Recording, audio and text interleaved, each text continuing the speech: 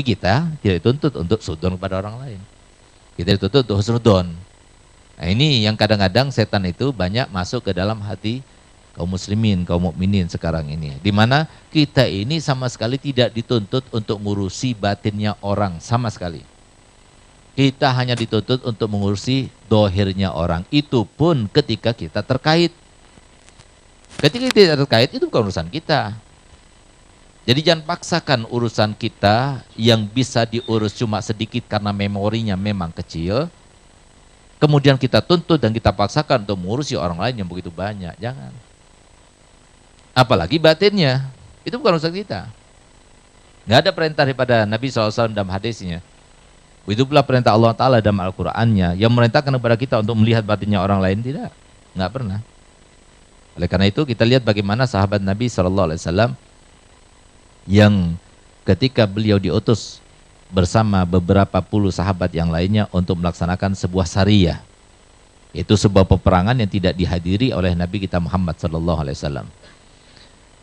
Di dalam perjalanan peperangan sariyah tersebut, mereka berpapasan dengan seorang kafir Quraisy yang di antara rombongan itu ada yang mempunyai sebuah hubungan permusuhan di antara keduanya dan masih ada dendam dalam hatinya. Begitu melihatnya, maka kemudian dihunuskan pedangnya dan dibunuh. Padahal sebelumnya sudah mengucapkan salam dengan tahiyatul Islam. Tapi dibunuhnya.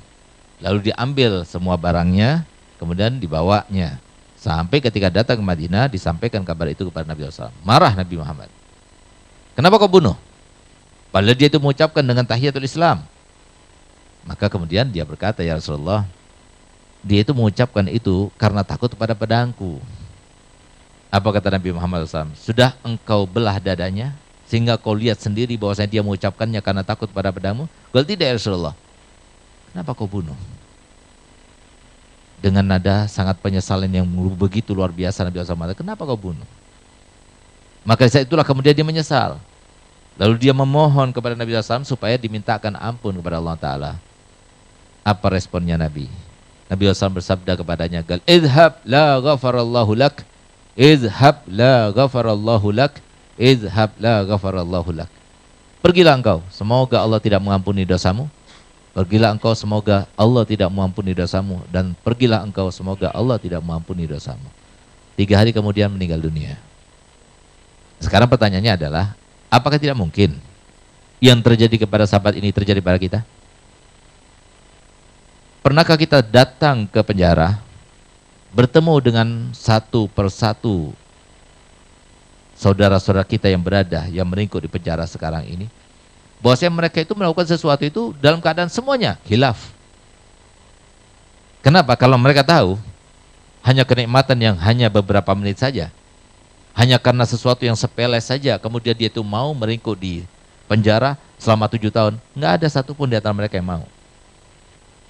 Tapi kenapa mereka melakukan? Allah berkehendak. Apakah Allah tidak bisa berkehendak seperti Allah berkehendak kepada sahabat itu kepada kita semuanya? Itulah yang menyebabkan banyak para aulia itu sangat takut kepada Allah Ta'ala. Sangat takut kepada hukum karma. Kenapa Nabi SAW berkali-kali beliau mengatakan, al-jaza min jinsil amal. Setiap pembalasan itu setimpal dengan apa yang dilakukan. Fakamata dinu. Tudan, sebagaimana kau berhutang pasti akan dibayar. Fakamata zra'u. Tahsudu, sebagaimana kau menanam pasti kamu akan memanen. Itu pasti, mau nggak mau. Sebuah sistem yang berlaku di dunia. Sehingga mereka sangat takut. Nah, maka di sini sifat yang paling bisa menyelamatkan umat dan individu daripada umat ini itu adalah sifat rahmat. Selama masih ada sifat rahmat, maka sifat itulah yang bisa menyelamatkan kita.